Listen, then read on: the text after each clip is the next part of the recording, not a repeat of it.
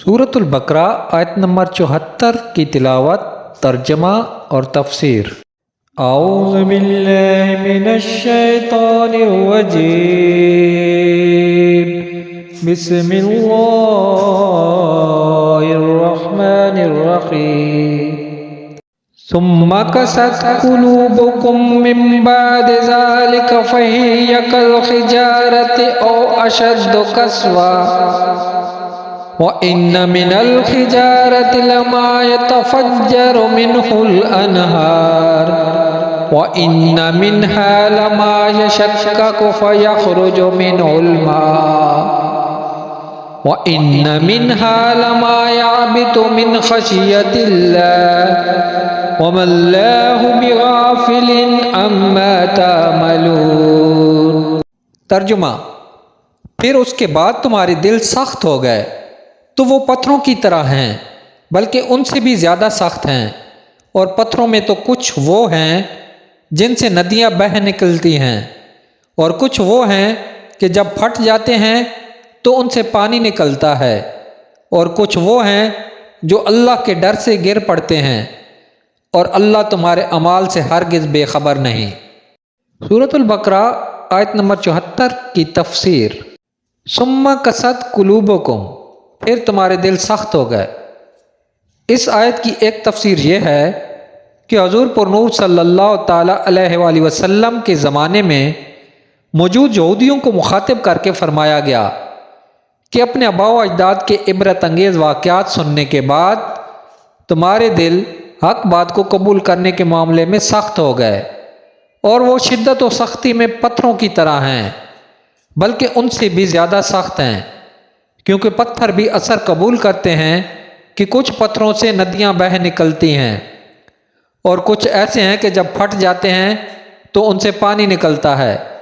اور کچھ وہ ہیں جو اللہ تعالیٰ کے ڈر سے اوپر سے نیچے گر پڑتے ہیں، جبکہ تمہارے دل اطاعت کے لیے جھکتے ہیں،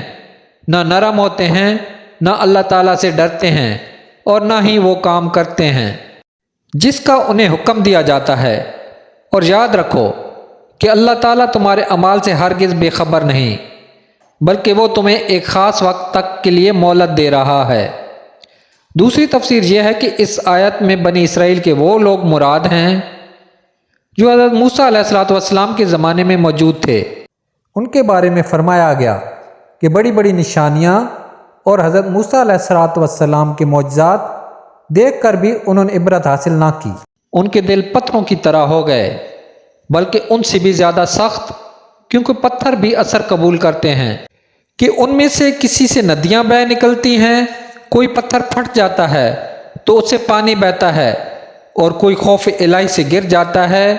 جیسے اللہ تعالیٰ کو منظور ہوتا ہے۔ لیکن انسان جسے بے پناہ ادراک و شعور دیا گیا ہے، حواس قوی ہیں، عقل کامل ہے، دلائل ظاہر ہیں، عبرت و نصیحت کے مواقع موجود ہیں، لیکن پھر بھی اللہ تعالیٰ کی اطاعت و بندگی کی طرف نہیں آتا۔ دل کی سختی کا انجام۔ اس سے معلوم ہوا کہ دل کی سختی بہت خطرناک ہے۔ اللہ تعالیٰ ارشاد فرماتا ہے: أَفَمَنْ شَرَحَ اللَّهُ صَدْرَهُ لِلْإِسْلَامِ فَهُوَ عَلَى نُورٍ مِّن رَّبِّهِ فَوَيْلٌ لِّلْقَاسِيَةِ قُلُوبُهُم مِّن ذِكْرِ اللَّهِ أُولَٰئِكَ فِي ضَلَالٍ مُّبِينٍ۔ ترجمہ کنز العرفان۔ تو کیا وہ جس کا سینہ اللہ نے اسلام کے لیے کھول دیا تو وہ اپنے رب کی طرف سے نور پر ہے، اس جیسا ہو جائے گا جو سنگ دل ہے؟ تو خرابی ہے ان کے لیے جن کے دل اللہ کے ذکر کی طرف سے سخت ہو گئے ہیں، وہ کھلی گمراہی میں ہیں۔ حدیث پاک حضرت عبداللہ بن عمر رضی اللہ تعالیٰ عنہما سے روایت ہے، حضور اقدس صلی اللہ تعالیٰ علیہ وآلہ وسلم نے ارشاد فرمایا: اللہ تعالیٰ کے ذکر کے علاوہ زیادہ کلام نہ کیا کرو، کیونکہ اللہ تعالیٰ کے ذکر کے علاوہ کلام کی کثرت دل کو سخت کر دیتی ہے،